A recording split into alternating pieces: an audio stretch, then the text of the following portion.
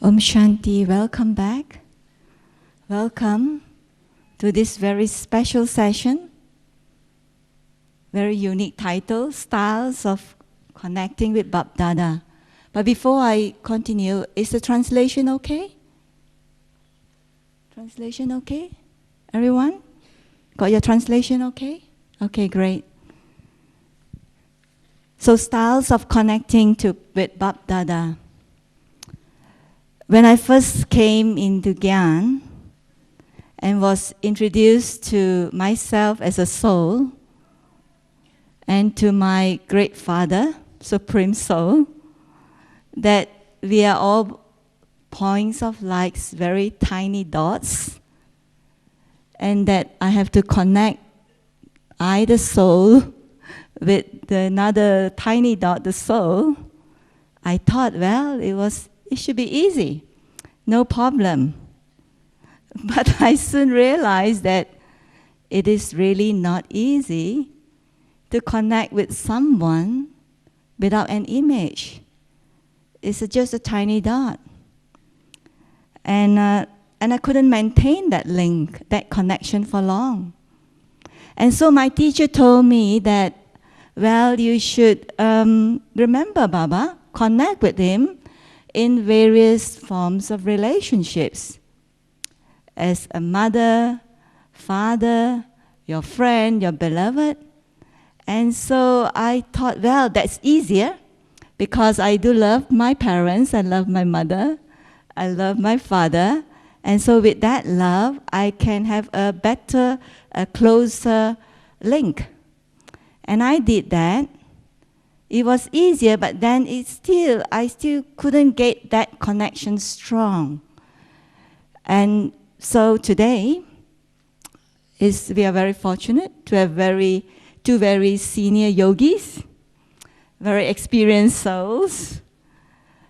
I must say they're original jewels of the double foreigners with us to share their experience, and I'm sure many techniques and styles and approaches. They are both Western, as you can see, but very different in styles. Very, very different. Sister Denise, I know you all would agree with me. She churns deeply, very deep, critical, analytical thinking. And Sister Moni, further to my right, she's like gentle, easy. I stayed with her for a couple of years in Hong Kong, so I do know her, easy, light and gentle. But nevertheless, let me tell you a little bit more about them. Sister Denise was a radio news researcher and broadcaster with BBC and Canadian Broadcasting Corporation before Gyan. And through that, she has got that deep analytical thinking, doing research work.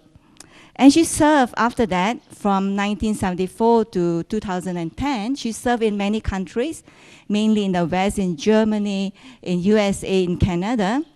And we also know that she had stayed in Mount Abu for a number of years. But now, she is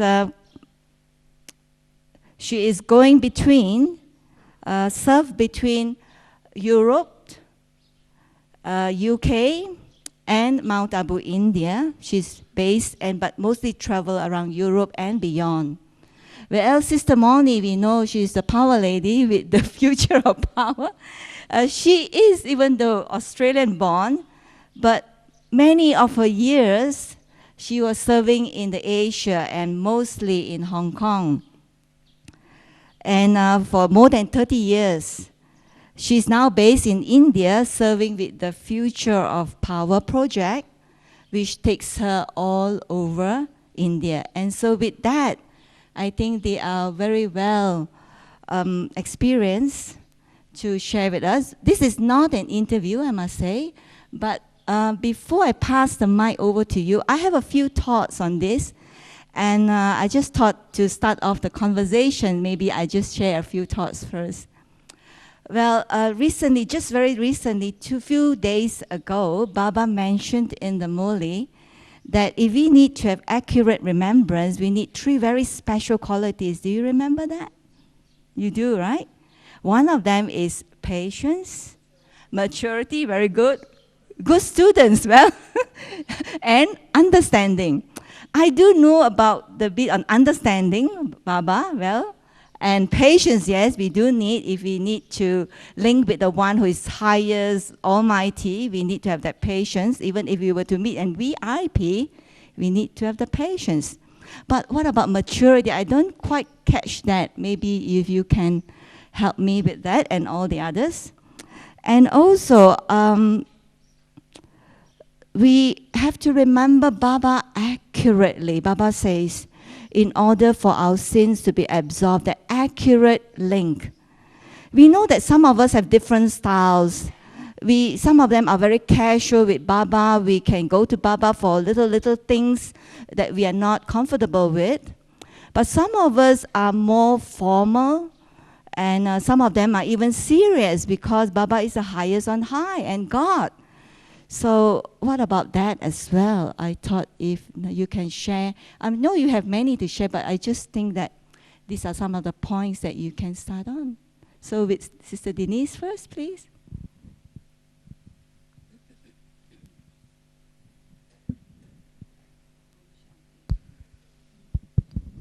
Om Shanti.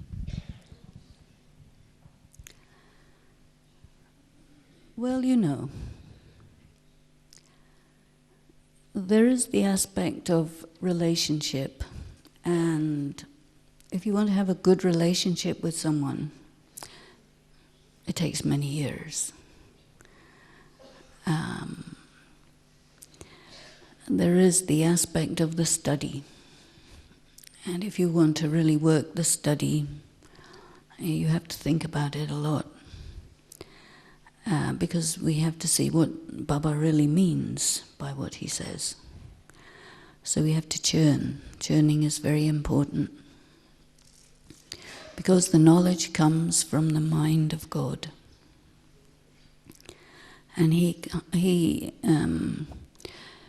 comes through Brahma Baba and expresses himself in all relationships. Gyan is really, in a way, very, very different from religion. Very different from what we might think of as bhakti in the sense of rituals and so on. Gyan is very, very subtle. So we have our childhood of Gyan, we grow up, we become spiritual warriors, we fight the good fight against Maya. We become independent of our nature and sanskaras. All of these things take time. And Baba gives us a guarantee that, child, I'm always with you. Sometimes when he says child, he never means a 2-year-old. Even when you're just 2 years in Gyan, he says you're big children. So the Hindi word for child is also the word for son. Sons, we are his heirs, and he expects us to take over the business of running the planet. And so we have to have that maturity, and it's a whole life's work, a whole life's development of relationship, not only with Baba, but also with the family. Because the family is Baba's family. And we have to become independent of the things that we learned, our conditioning, the things that we learned in our schools and in our families and so on, lokik, and gradually become progressively more and more alokik and deep. So fortunately, Baba has given us a confluence age which is anywhere between 50 and 100 years. We're running on 77, so we don't have too much time. The destruction is partway through the confluence age, so we have even less time. But in all of it, it's really, I think, this allowing oneself the time to move through the stages of, I really don't know what these BKs are talking about. I didn't have a very good relationship with my mother and father, so maybe I'm not able to be a yogi, because you have to have a good relationship with your mother and father. Because Baba does talk about transferring Lokik to Alokik. In Asia, which India is part of, your sense of identity is very much to do with your relationships. Much more so than in the Europe, Australia, America. So there would be a difference there in terms of the transferring. So I think that to relate to Baba, we have to first of all really understand ourselves, understand where we come from in this life, and then really where we come from in the whole cycle. And slowly, slowly, deeply, deeply understand what Baba is saying to us through the intellect, through the heart, through the family, through the murlis, through so many ways. And the reality of it grows. So I really don't think it's anything to do with technique, or style may not be a good word, but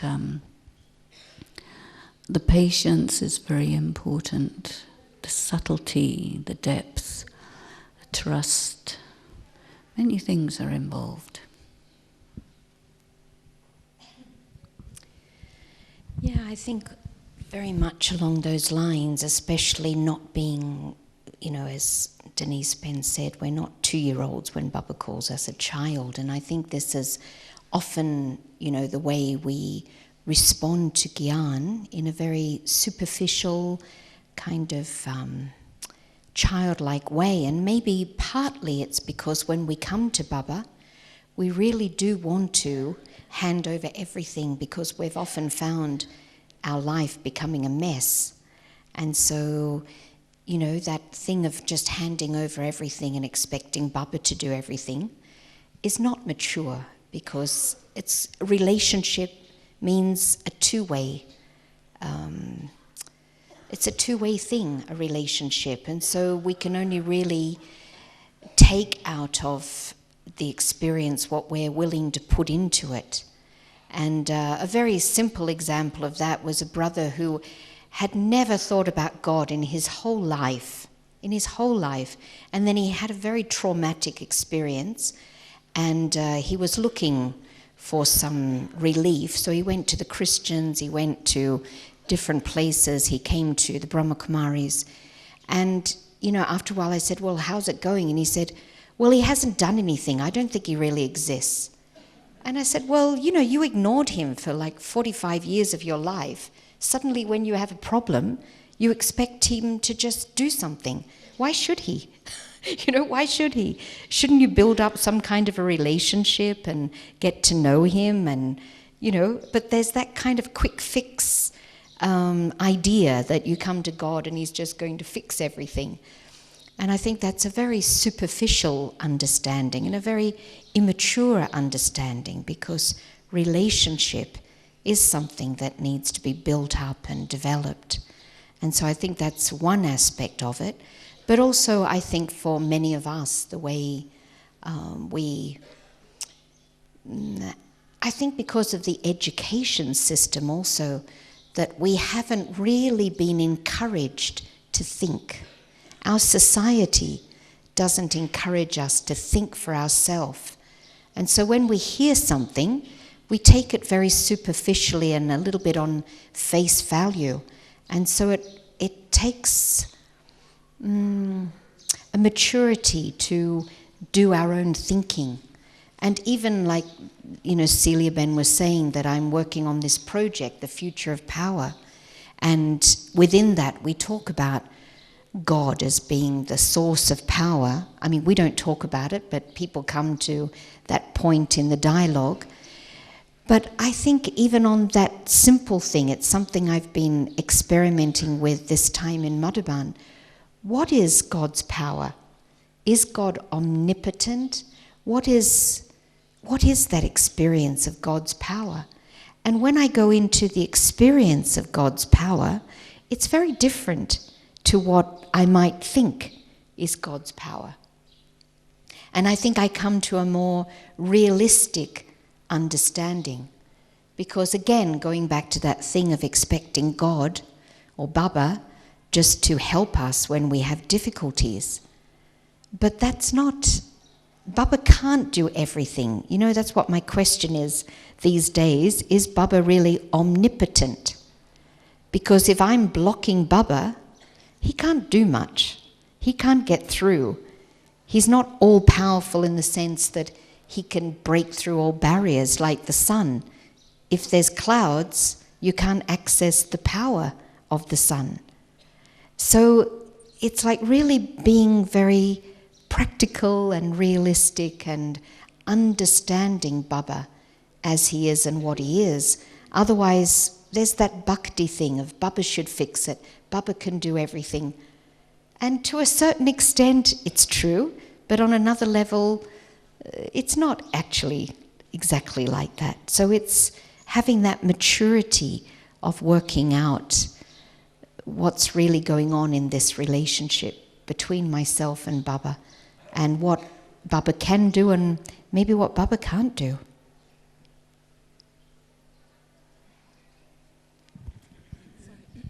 I'd like to take up this aspect of what you call accurate remembrance, which you can also call precision remembrance. Baba is a star, very small, and he's beyond the sun, moon and stars, so that's quite far. If you're going to send your mind to some very specific location, and you have to be very precise, because otherwise you'll miss. And when you actually make contact with Baba, the proof of it is that you experience a very powerful current, like some sort of bolt of lightning.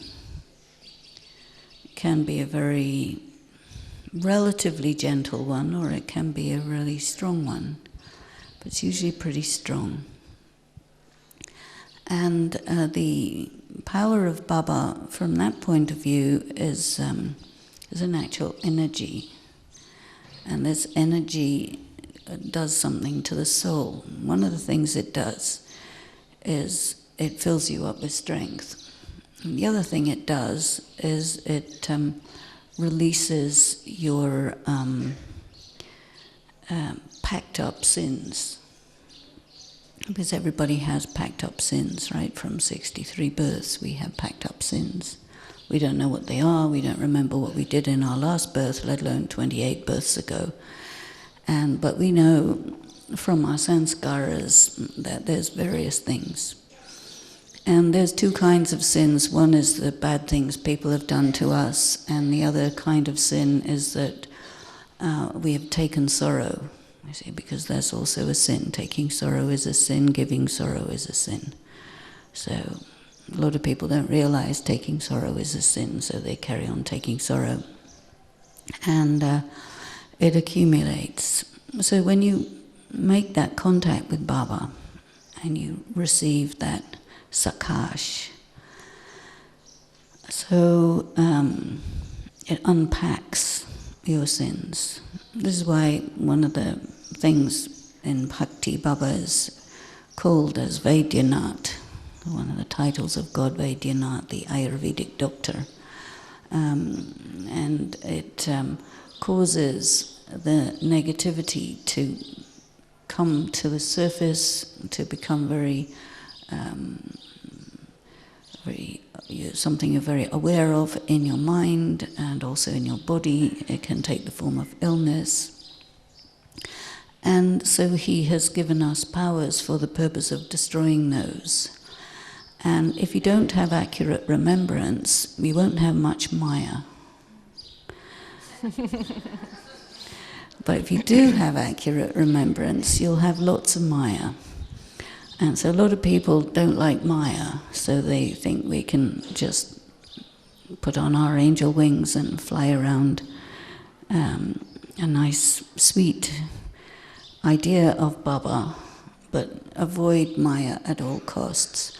But to me, that's not accurate, because Baba has given us signals that Maya is there to teach us things, to make us experienced, and also to make us very skilled in the use of the powers, because if we didn't need the powers, he wouldn't give them to us, right? So to me, Maya is just all of this stuff that's inside that comes out to attack us, and we have to destroy it with the powers which are said to have come through yoga. So as much as we receive that sakash from Baba, that much it says to Maya, okay, come out and let's see how my warrior child is doing with his weapons of, the 4 weapons of Vishnu and the 8 powers and so on. And I think to me, this is really where you start to gain your self-respect, really use your powers, and then you find yourself not in front of Baba as, "Ooh, Baba, take care of everything because I'm incapable," as a devotee would, but Baba, look, I'm studying, I'm learning, I'm getting skilled in my powers, I'm taking out the Maya, and I'm your true child. So I think that's an important part to include. So just picking up on something that you said about, when we really connect with Baba, then this sakash comes, sometimes very powerful and sometimes very gentle. I'd like to because the topic is styles of connecting with Baba, so do you feel that it depends a little bit on our own personality and our own kind of character? Because in my experience, because I think, Celia said my nature's a bit gentle, hopefully it is, but I like gentleness very much. And mostly I experience Baba to be 2 things in particular, gentle and humorous. Humorous not in the way of like making jokes, but whenever he communicates with me, it's like with a smile and very light. And even personally, when I used to meet Baba, it used to be like that, very light and, like very, very light. That's the way he communicates with me. Is it like that for you? I think one nice thing that you have raised is that we, being oldies and goldies, have had lots of personal meetings with Baba. In the early times, Baba used to meet us personally, and sometimes for a great deal of time, and he would tell many things to us, some of which referred to many, many years in the future. And I think that our relationship with Baba is very much coloured by these personal things. Now we receive it in a way through the blessings, when Dadi or anyone gives us blessings, it's like, always seems so totally right on, so accurate. And it really is as if Baba has ways of making a personal contact with us through these and various different things. And also in our conversations with him, in our letters to him. And my experience with Baba is always, I remember one incident. Someone from London said to me, okay, you take these 2 things, you give them to Baba. And they were candles. One was a butterfly candle, and the other one was, some other candle in the shape of something. And so I present them to Baba, and he says, oh, well, you think, don't you? So tell me, what's the significance of these items? And I thought, okay, sometimes he really gives indications that he knows you, like he's spying on us all the time. And then sometimes something will happen that he really knows how he should relate to me as who I am, And so it becomes very, very personal. And I'm really not a gentle type at all. I'm more of old soldier. And so, yeah, I think he does talk to us as how we are, as well as we talk to him as how he is. And I think that's how a real living relationship works anyway. So, yeah. Because I'm often, I enjoy hearing different people's experience of Baba because it's so different. You know, like there's one brother, he used to demand from Baba, like in meditation, demand. And Baba used to fulfill his demands. And I used to think, you know, when I heard him talk, I thought, how can you talk to Baba like that? But it was so nice to just see the variety. And I remember there was one young brother, Javier, and he was meeting Baba, and Baba, you know, finished meeting him, and then he had to go and get the taxi. But he'd forgotten to take Toli for his sister. And he ran from it was in Om Shanti Baba, and he ran from the back of the stage, tapped Baba on the shoulder like this and said, Baba, Baba. Baba was meeting someone, you know, and this is God. And he just tapped him on the shoulder and said, Baba, Baba, I forgot to take Toli for Lena. Like this. It was so wonderful. And Baba took a big handful of Toli, like just to match like the way he was. Big handful of Toli, and just gave him this big handful of Toli. And he went, you know, and I just enjoy seeing all the different ways in which we relate to Baba. There was one Dadi in Bangalore, we used to call her Tikkam Dadi, Herde Pushpa, and she never called Baba Baba because she used to say, this is God. Baba's a bit casual. I don't want to forget at any moment that this is God. So she didn't like to call Baba Baba. Whereas when I came, what I liked so much, because I didn't believe in God and I didn't like the idea of God being so powerful and, you know, the idea of punishing and all of that. And I really liked the idea that we're equal, you know.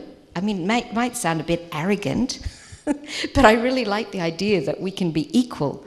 And that helped me to relate to Baba. I couldn't relate to this big almighty God, but I like the idea that we can be very close. And so that humor and that closeness and the, you know, very, very close and sweet kind of relationship works for me. And that's, I think, part of it, like you were saying, that if Baba related to us in different ways, we might not be able to get so close. I don't know, this is the conversation, I think. What's going on in our relationships with Baba and how we relate? I think also there's the side which is very mystical, to do with the subtle regions and almost miraculous aspects of our relationship with Baba. And I've experienced that on several occasions, and I like that. Going out beyond the body and out beyond the region of normal human activity and thought to a completely other level where Baba does things that are sort of gigantic, and you know, he meets the spirits of the 5 elements and discusses about, you know, hurricanes and earthquakes and volcanoes and that sort of other end of Baba. And, you know, really knowing that whether you are dead or alive doesn't make any difference because you're a soul. You know, whether you're in your body or not in your body, it doesn't make any difference. I just came now from Dadi's funeral, and, you know, I had seen her not that long ago, Dadi, Kunj Dadi, and yes, her cancer was moved along quite a bit, but not, I hadn't seen her just immediately before she had left her body, but you know, to me, soul consciousness and the soul's relationship with Baba is really an opportunity for us to come out of the limitations of the body. And, you know, our personality as revealed through our face and through our body is still only a small little section of our identity. You know, we have 84 births. I don't know if everybody believes that, but I do. And I know some people don't. But, you know, to know Baba as an 84-birth soul who has had so many births with Baba, Brahma Baba, you know, as Daddy Janki always says, you can't really separate Shiv Baba and Brahma Baba.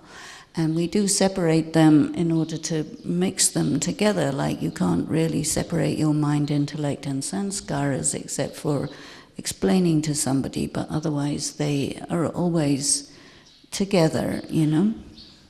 And I like very much, sometimes in the Murlis you will see Shiv Baba and Brahma Baba being one, sometimes you will see them being two, and how Brahma Baba relates to Shiv Baba and how Shiv Baba talks about Brahma Baba. I think all of that is very much part of the way for us to reach Baba, because, you know, Shiv Baba is an extraterrestrial after all.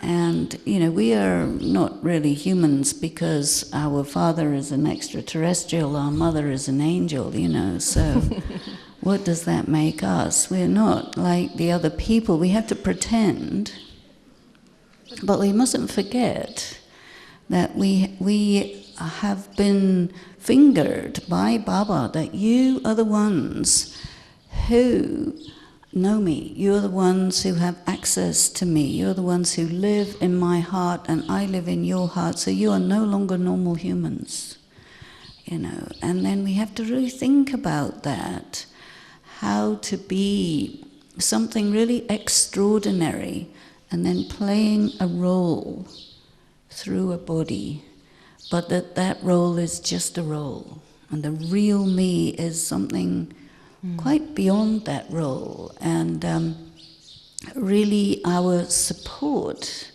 the hand that we hold on to, I mean, one hand we have the hand of Srimat, we follow that, we have the actual hand of Baba's mind, Baba's heart, and he has to be able to be reflected on our face. The light of Baba has to be able to come through us. So we have to be so tight with Baba and so detached from things. So he gives us all sorts of experiences which make us have to be detached from the body and operate really differently. Yeah, because that's the other side of it. And specifically when I remember one specific experience of the bodyless stage, and I was really like thinking, what really is the bodyless stage? Because again, we hear the word, we often think that we know what it is, but maybe we don't really know what it is deeply, and so we don't experience it in its depth, because so I find so often we stay on a superficial level in understanding. So one time I sat for, you know, a bhatti, you know, in a group for 2 hours, just to experience the bodiless stage. And it was like you were saying, when I experienced the bodiless stage, I had no personality. I had no sanskars, no gender, so because of that, no limitation. And because of that, the feeling was Baba could use me to serve anyone, because there was no filters, and it was the purest.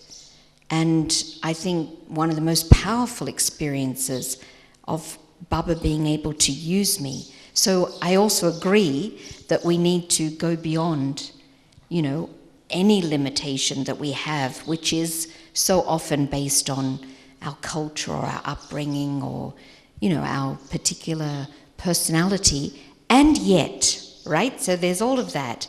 And yet, we're not going to be clones when we're perfect. We're all going to be quite unique. And if you see, especially I think it's been amazing seeing and getting to know the daddies, because they're so completely different in their personalities. And, you know, like you can't really compare Daddy Prakashmani, Daddy Janki, Daddy Gulzar, you know, and when you see these personalities, you think, it's almost as if they're prototypes, because they're so different, incomparable in the sense not better or worse, but you know, it's like you can't say, oh, we shouldn't be like that or we shouldn't be like that, because you see everything. And it's a matter, to me, of purifying whatever I am, rather than thinking to be anything different than the personality also. You know, like for another example, we were on a bus with all the Madhavan Nawasis going somewhere with Daddy Prakashmani. And little Mohini, it was years ago, she stood on the seat and she started to sing to everyone. And first of all, I was thinking, because I was quite a new Brahmin, if someone in Australia had done that, I think many of us would have thought, that's not very yogi, she's very extrovert, and judged how she was behaving. And the big lesson for me was all the Madhavan Nawasis just enjoyed her. I didn't see any judgment. I didn't see anyone thinking, that's not how a yogi behaves. And that was a big lesson for me, that there's no stereotype of what a yogi is. And then it opened my eyes to seeing the incredible variety that we see in Madhavan. In those days, one brother used to wear an army uniform, the one that used to do the post. And everybody was so different, you know. And I just thought, yeah, what I have to do is just purify whatever's coming out from me, and not to judge or compare with anyone else. So, you know, there's both aspects. Well, what you're bringing up is that it's not just like the Judeo-Christian God within humans, but there's the whole aspect of deities. And before BKs were called BKs, they were not called BKs, they were called Gopikas. Mm-hmm. And, you know, I don't know if you read the Indian scriptures and legends and mythology, but I do. And I was a great fan of understanding the whole culture that Baba comes into when he wants to communicate with humanity. And also to see what he's creating is a civilization, which will be here in India. And all of these BKs are ex-deities, you see. So in the religions that appear from the Copper Age, you don't have anything like deities. In the old religions, pre-Christian religions, you do have. But, you know, there's sort of pagans and it's sort of dismissed. Whereas here in India, there's been a continuity of that and an inclusion of the Copper-aged religions. So one of the things I think we need to absorb into ourselves or awaken memories is that his creation, this world of Satyuga, is a civilization which we will be in.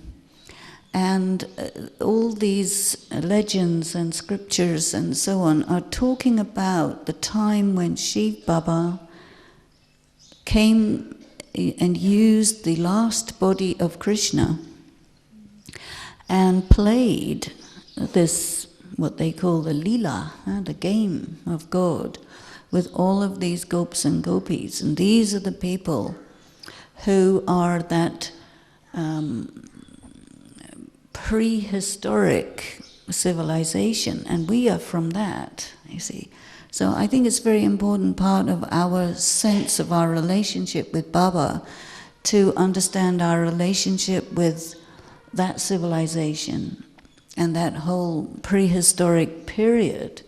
You know, for us, prehistory is not dinosaurs and monsters, but it's golden age and foolproof airplanes and beautiful architecture and a world where there is no trace of sorrow or pain or anything. And it's a real world.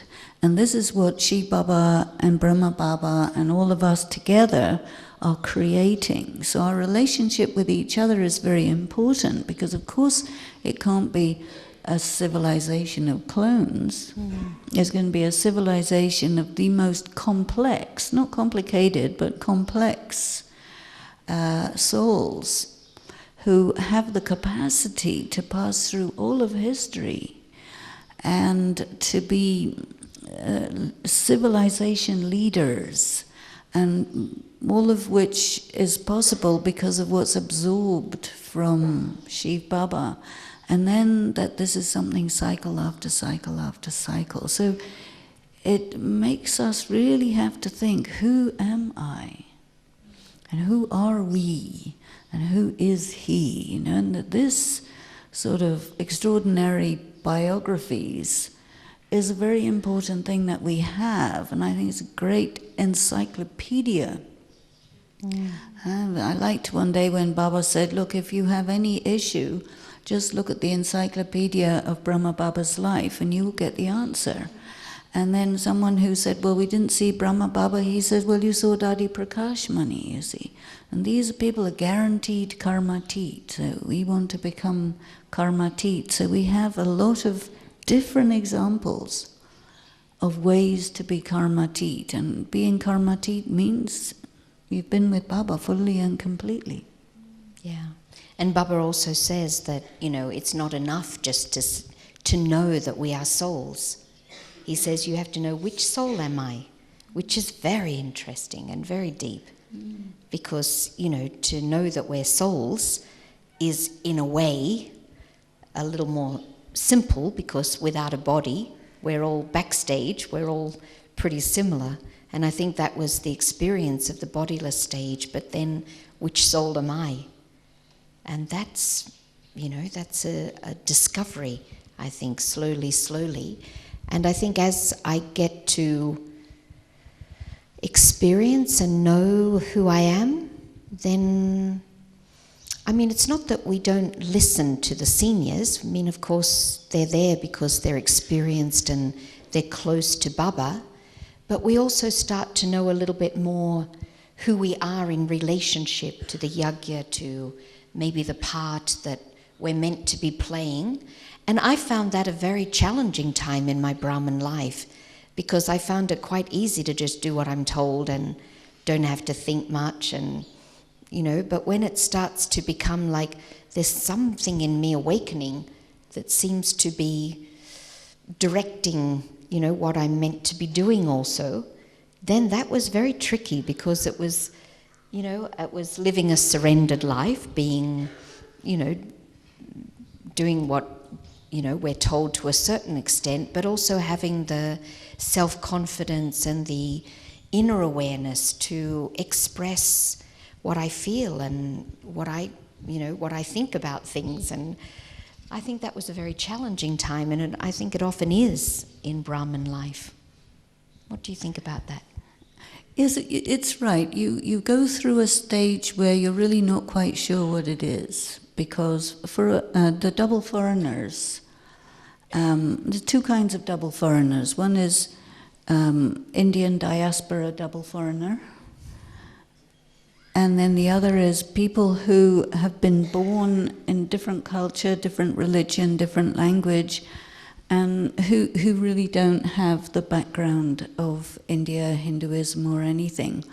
So Baba talks about a very large leap that has to be made. So there's a lot of discovering that has to go on. And you have to find your feet. And maybe you're always, one of the things Baba had told me is, you are a bridge. You know, so what's a bridge? People walk on you and they go from one side to the other. So you become the link between two different worlds. And so you have to know both worlds. You have to be of both worlds.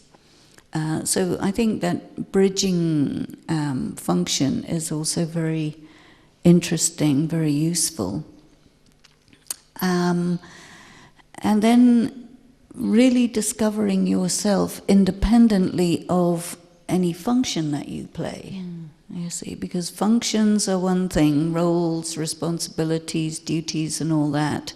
These are your usefulness, but then your actual identity, your specificity as a being, that's much deeper, much more hidden.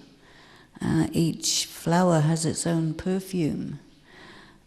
Each soul has its own note, like a frequency, which is a different instrument in the orchestra of the family. And also, because we go back a long way, we've had more years in Gyan than not in Gyan. And so we have grown up with each other. I'm nearly 40 years with Baba. And so all of my close BK friends, whether from India or from the Western world, you know, we go back that many years. And so we have gone from being in our 20s to in our 60s, you know? And that's a whole life. And I don't think there's anybody else in the world who can say, yeah, I have a good 300 close friends. Mm. But because our family is like this, we can, and we do. So there's a tremendous richness that we have in the family, and because of Baba, we are with each other. Otherwise, we may not be in contact with each other.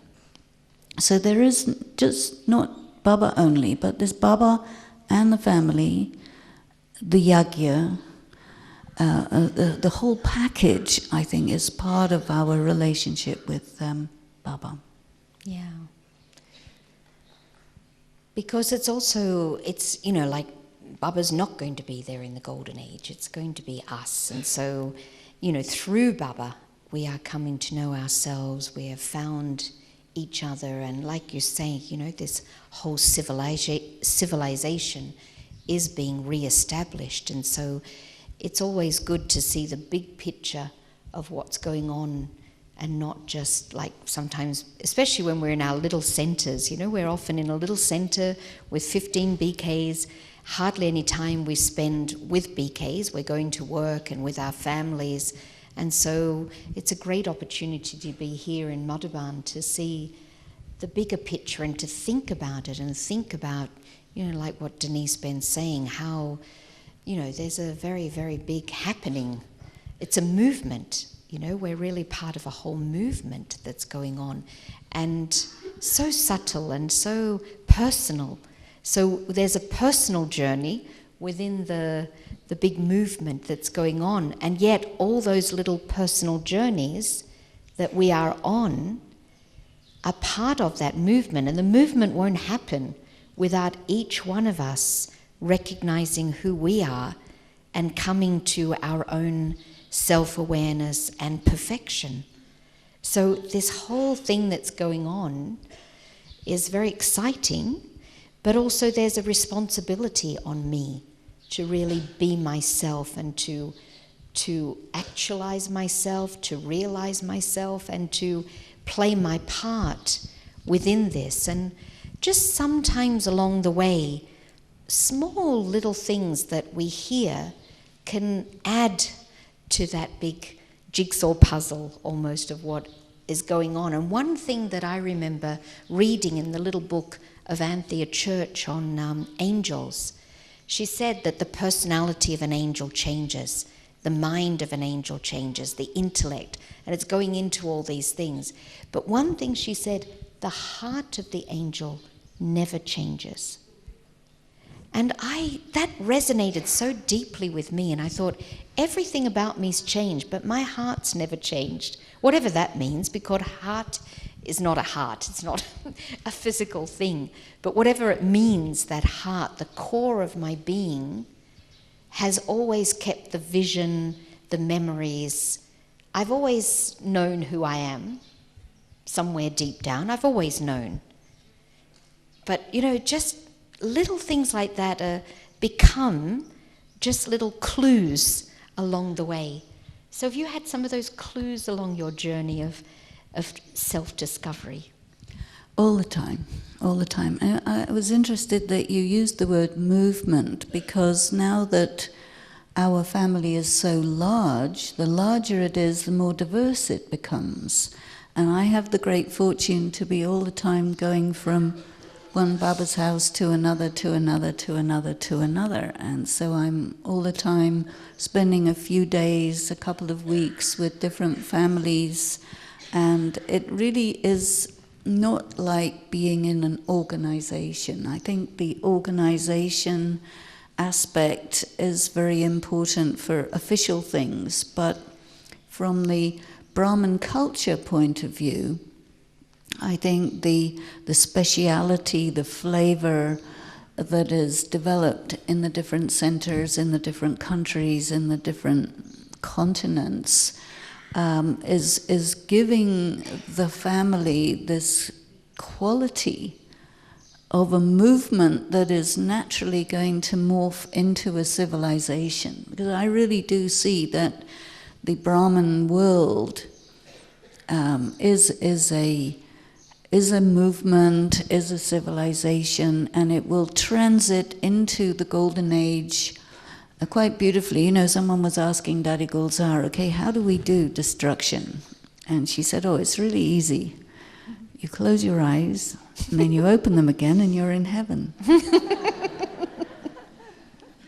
You see, so that's how you do it.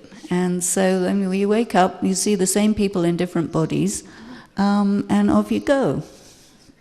So it's really very beautiful.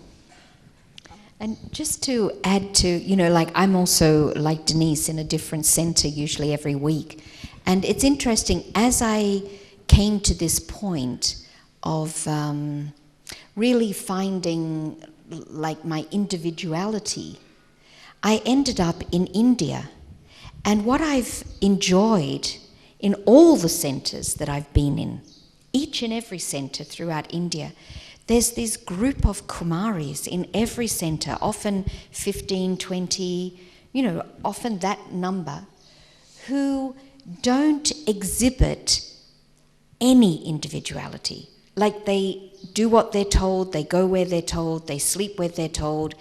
They're absolutely surrendered in a very different way than I think many of us, at least me, but many of us, I think, because we, you know, even when they take their pledge, I've been in those surrender ceremonies also, they say that they will sleep anywhere, they'll eat anything, they'll, you know, like Baba says in the Murli, they will go wherever they're told, and they are like that. And yet, within that, there is such a uniqueness in each one, and a happiness, and a sense of self-confidence and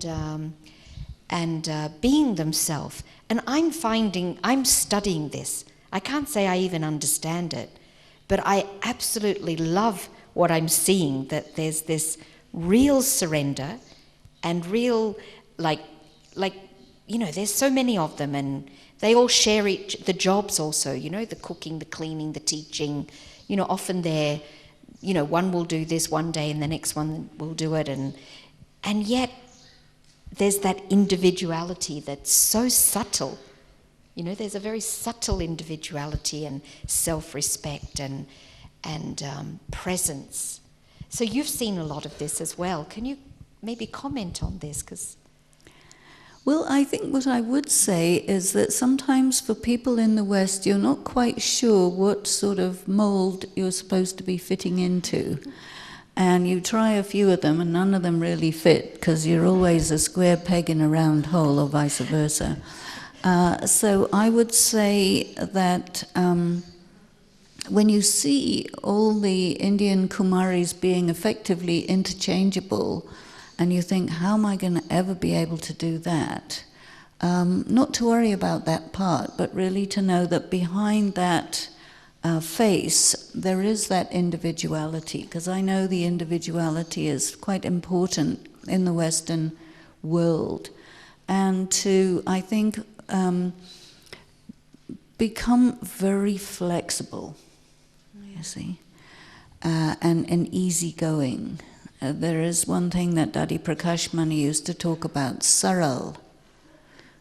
They say, have a saral nature, be very easygoing, so you can really flex with anything and anyone.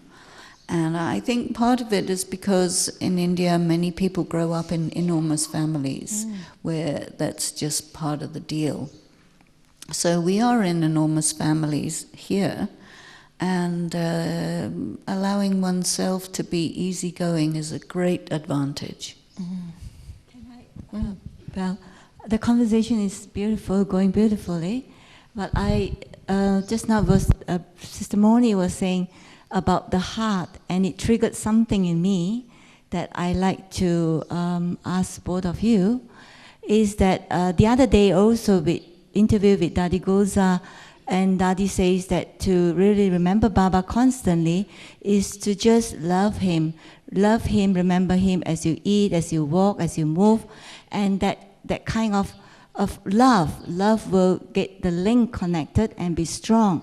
What I'd like you both to converse is that personally, how is this love, this closeness with Baba in your heart share? I think the audience also would like to hear your personally how that love is pulling you to Baba, that link. Not sure whether I put it correctly. That feeling, no, with Baba, that love that you have.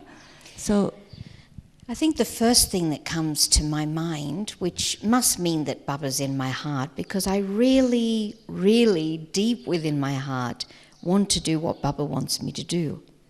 You know, it's like if I'm doing what Baba wants me to do, I think there's nothing that gives me greater satisfaction, happiness, no matter what it is.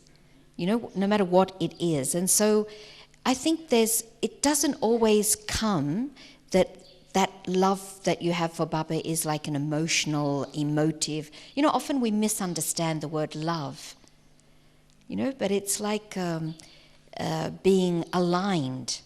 You know, so I think that's part of that love, is really feeling that you want to be aligned so that, you know, Baba's thinking's your thinking, what Baba wants is what you're doing.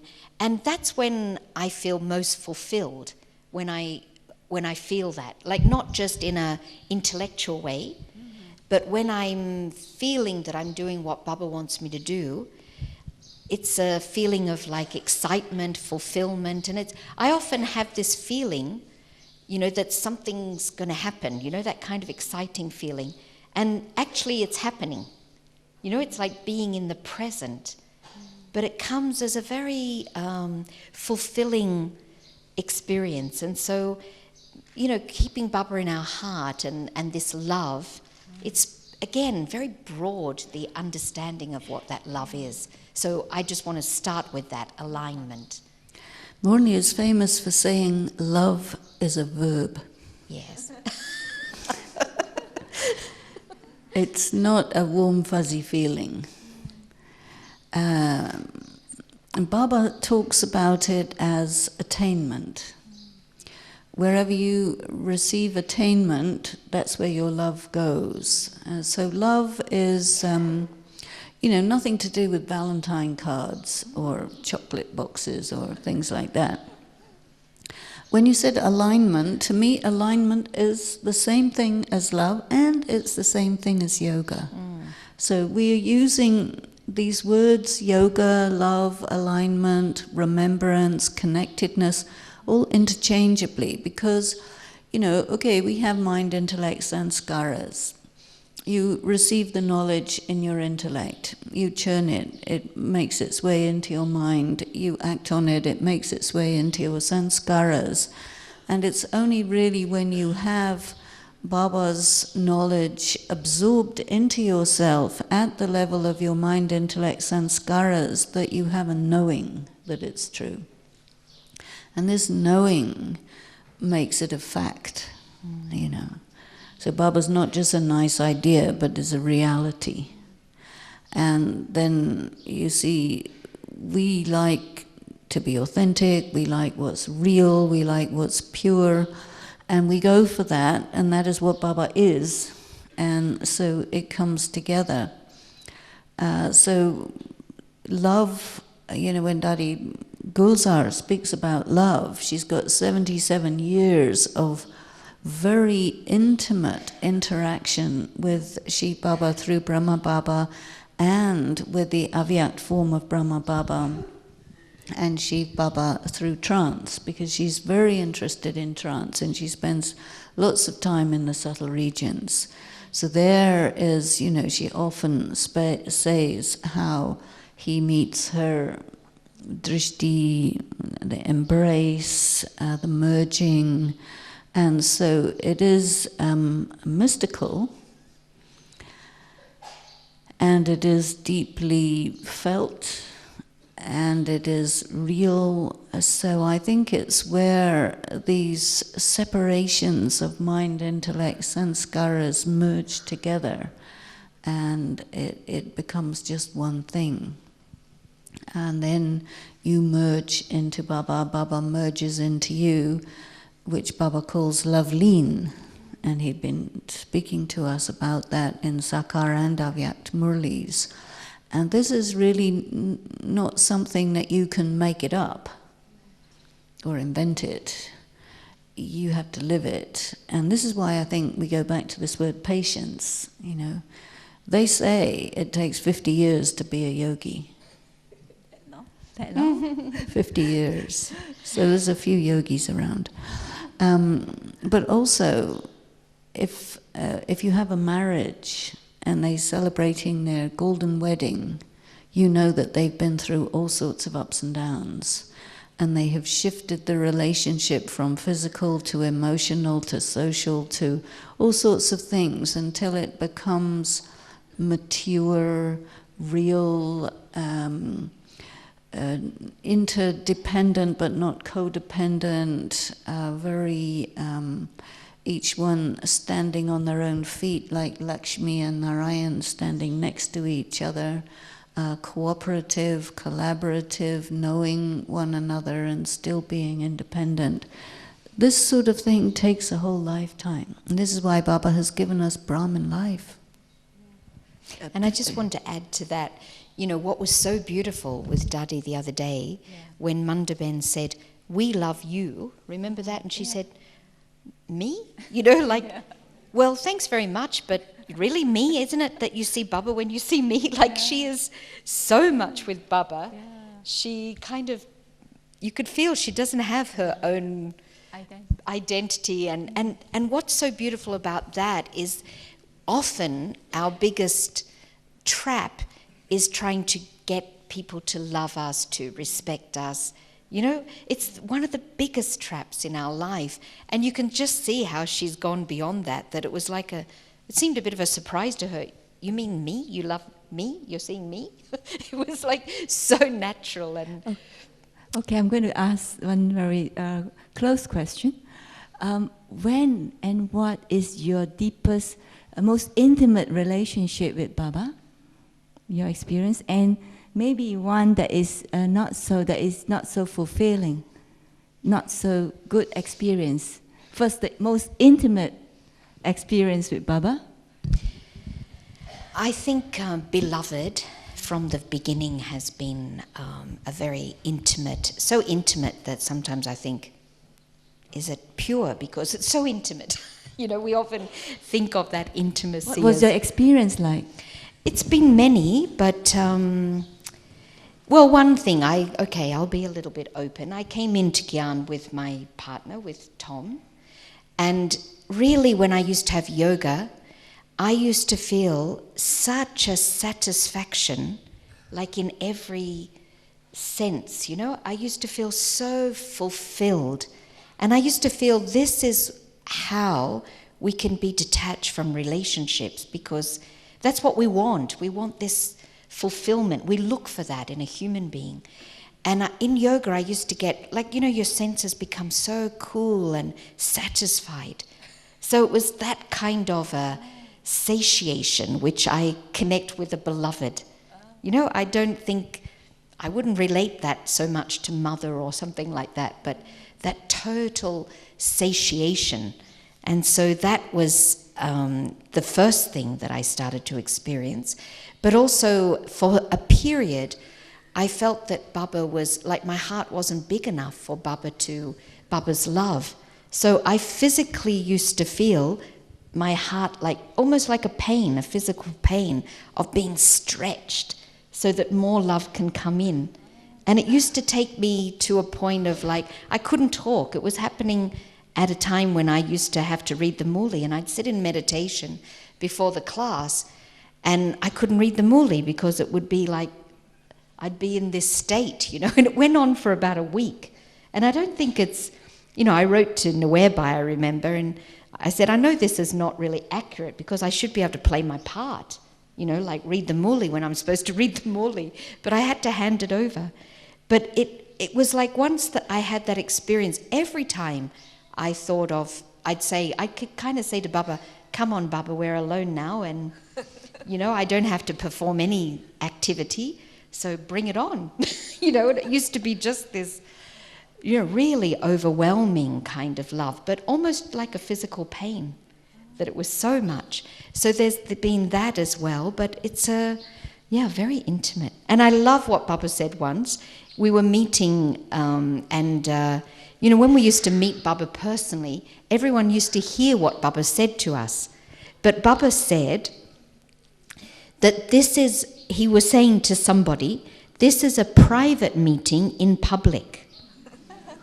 And that was very sweet, because although people can hear, they don't know what's going on between you and Baba. That's very private. You don't know the depth of what Baba's saying to that person. You hear it and it sounds nice, but what's going on is very intimate. And Baba said, this is a private meeting in public, because lovers like to meet behind the curtain, don't they? Ah, my goodness. And that's my feeling for Baba, that he's a real lover, he's really intimate and personal, and, he's that. Lovely.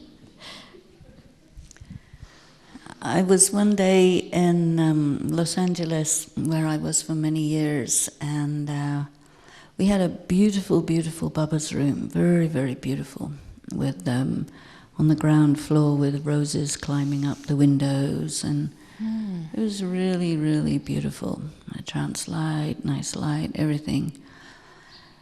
And I remember for a few days there was not much going on, so I was, really making nice book for Baba and doing all these things and spending a lot of time in Baba's room. And then all of a sudden, he came to me in his subtle body. And it was really very powerful. You can, I don't know, you have these movies of, what is it, Jodha and Akbar, something like that. So it was definitely this experience of the beloved coming to meet the beloved, the lover, the wife, and just spending extremely intimate, beautiful time. And I was so surprised at how real it was, And I've had a few experiences where Baba would actually come in the subtle body. I wouldn't go into trance, but trance would come down into the real world and be like there at the same time. And I had another very, very amazing experience. It was quite recently. I think it was last year.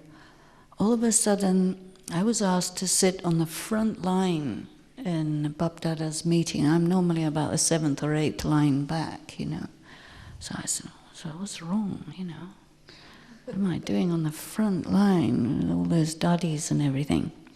Something's going to happen.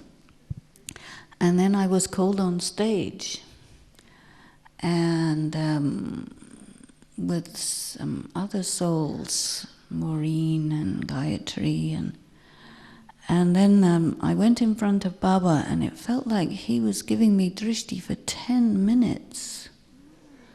And I said, now how is this possible? Because you can't do that. And then I looked at the video afterwards. It was about 10 seconds. But, he can move time, he can do what he wants and have a really private meeting in public. Stretch time, stretch everything, move things around, naturally but supernaturally, But on the other side of the question that you asked, I have had times when Baba will withdraw and he will just not be available. And so I always interpret this like, the test. He wants to know, are you going to still be there even if I kind of remove myself and don't talk to you for a while? I remember Daddy Janki said that once he didn't talk to her for 3 or 4 years. And the details of the lover and beloved are quite complex. And the games and the all this sort of thing. And we have all of that with Baba. He knows very well how to do all the games and all the styles, Yeah, very amazing. You have any more to share? I change some topic again. Yeah, just now Sister Denise was saying about the subtle experience, the subtlety that we need to have in ourselves in order to reach that very most subtle one. So how do we do that? I think we all need some methods, we need some style. Baba is so subtle, and yet we are so gross sometimes, so gross, and we expect to connect, to link with Baba so easily. And I like that Sister Denise said something just now about through our intellect, through our heart, through that subtlety, we can have that closeness. Maybe you can share some experience? Because yes, the technique is there, we have heard so much, but personally, how do we do that? I think all of us do. Well, I think, we cannot, I'll tell you one thing, is anybody in this room capable of recognizing God? No, I don't think anyone. I think God opened up a window, showed himself, and you recognized. But otherwise, if he hadn't done that, you wouldn't have been able to. I think that, you see. And only that time when you came in front of Baba to recognize him, only that time. Because if you would start again your BK life now, you wouldn't. You would not. So I think that we cannot, conjure up these experiences. We have to do our side of the relationship. And as and when he wants, he says he gives prizes and he gives gifts and so on. So I think these are gifts that he gives. Every so often he will just open up your soul and enable you to feel something and see something, which is a gift. And that it's completely outside of our range of capability. But these are really things that he does, but they're so subtle, he never violates any laws of nature, but he does a lot of things in very subtle ways which are magic, but they don't violate any laws. And mostly I think those gifts come as a reward. Like Baba said the other day, that the children who remember me, I love them. So it seems that mostly we're getting this kind of in return, but not always. In fact, there's been some people who come to the center, they hardly make any efforts compared to others, not even full Brahmins, cooperative souls and, good souls, but not making the efforts that Brahmins make, maybe not even full Brahmins, and yet it's like Baba's after them. Baba gives them experiences and, and I think, I say to them, this is not fair. We make so much effort and you're getting so many experiences. So, Baba has got a personal relationship with each one. And so, sometimes and very often we can, increase those experiences from Baba. But, Baba's also going to pursue, like a lover. He's going to pursue us. If we don't love him as much as he loves us, he can still pursue and keep trying. That's what I see. And some of these people for many years have been like that. It's not like 1 or 2 years, 10 years. He's still after these souls, And I love to watch this because I think, Baba's kind of after this one, It's very nice to see Baba in all his personality and in his ways and means, as he says. His ways and means are unique. But one thing about this subtlety, I think anything that we want, need in our life, I believe in the power of the word, because just holding that word subtle and keeping that word with me over a long period of time influences me, just like any word. So it's like, I think Anthea described it once, hold a word in your mind and it will go to the part of you that needs it. I think that described it very well. So just, keeping that word in mind, subtle, will also help us to become more subtle. It's my experience.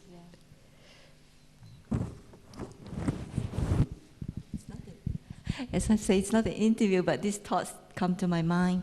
Baba often said that should be merged in the... I'm talking about love again, because for me, that love in Baba really, that feeling removes me from all my identity.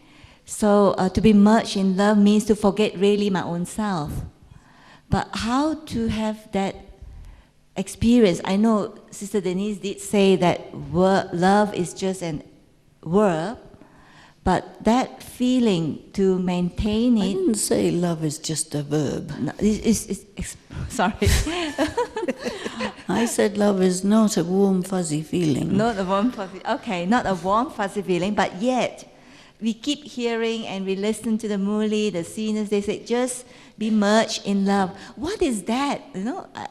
We know that merged in love means that you have lost the identity. Merged in love means you have to forget your ego. Okay. Okay, you all know that you have to forget your ego. Yeah. For because me, I think it's your ego that creates a barrier between you and Baba. And so remove that ego, remove that differentiation between you and Baba. And why do you differentiate yourself from Baba is if you feel unworthy, shame, impure, or anything like that, you see. So I think this thing of volcanic yoga or the fire of yoga is very good, because fire is highly destructive and it just destroys all those barriers. And love is a fire anyway. And so just allow the self to melt. And as Morni was saying, okay, take a word, take a phrase, take something that Baba has said, meditate on it to a point where you, as a separate entity, cease to exist. This is called merged in love. Because, in bhakti they say that the soul merges in God, and Baba says, well, no, but you merge in love with God. But the experience is, as Jesus Christ is known to have said, I and the Father are one. So we have to be that. And they took it to mean omnipresence, but it really is merged in love. And that you have to spend time focusing on, And, not very many Brahmins are very busy with this and that, right? They do service, this and that. But occasionally something happens, you get sick or something, and you just can't do anything except yoga, you see. So this is very good, because then you can really... I remember one time I was in San Francisco and I was just there and I didn't know anybody, or we didn't have anything, and then the other person who was with me left, and I was 90 days yoga, 14 hours a day. And you can, if nobody has time for that nowadays, but at that time, and it was raining the whole time. So just to be able to use these kinds of opportunities so that you just do nothing else except go deep and deep and deep. And you can arrive at some extraordinary states of being really merged with Baba, but one has to give time for that, you see. And then you have to also go through resistance and different kinds of opposition from your mind, from your intellect, from your body, from circumstances and whatnot.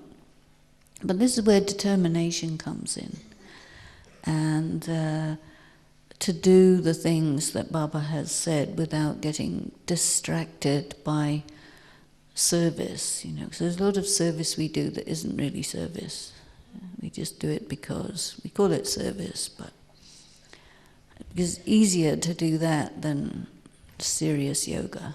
So sometimes within the Brahman world, heavy-duty serious yoga is a great thing to do when you can get the opportunity.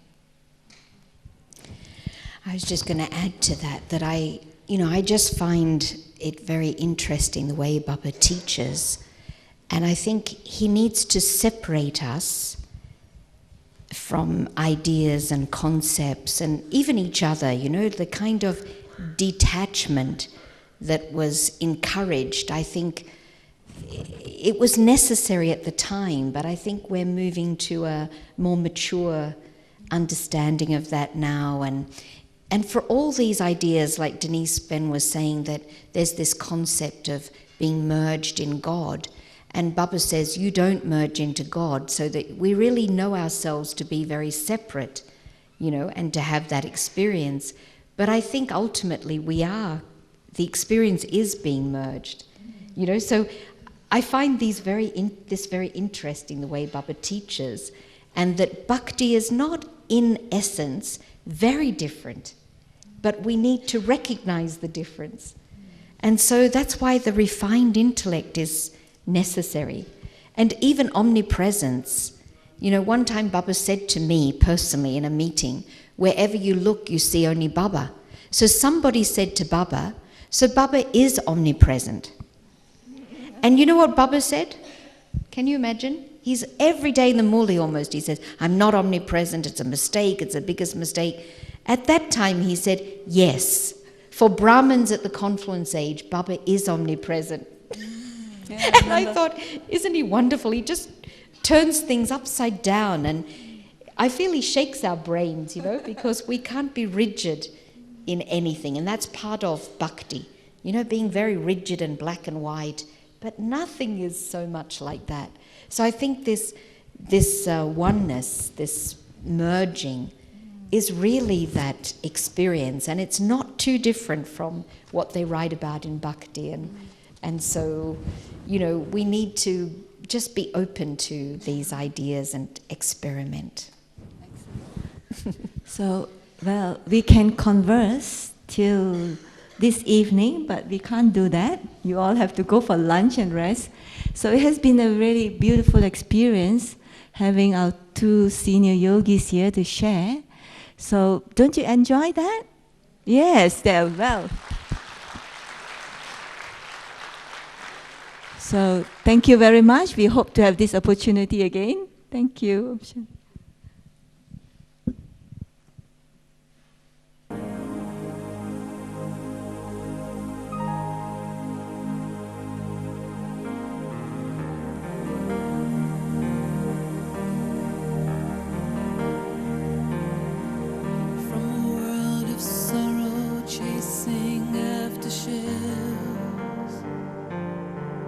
Where the power to fly within no longer dwells.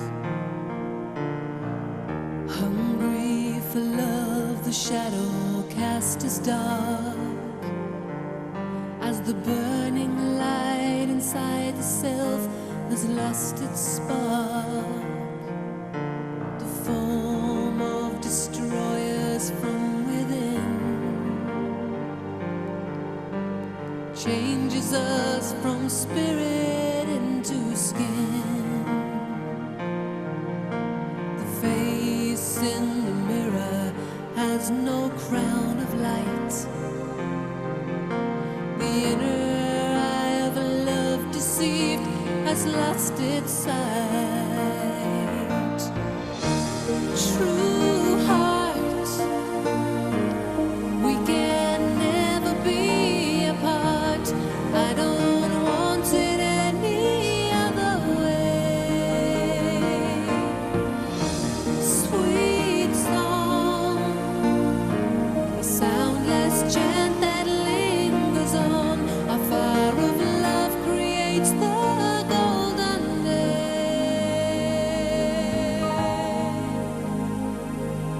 True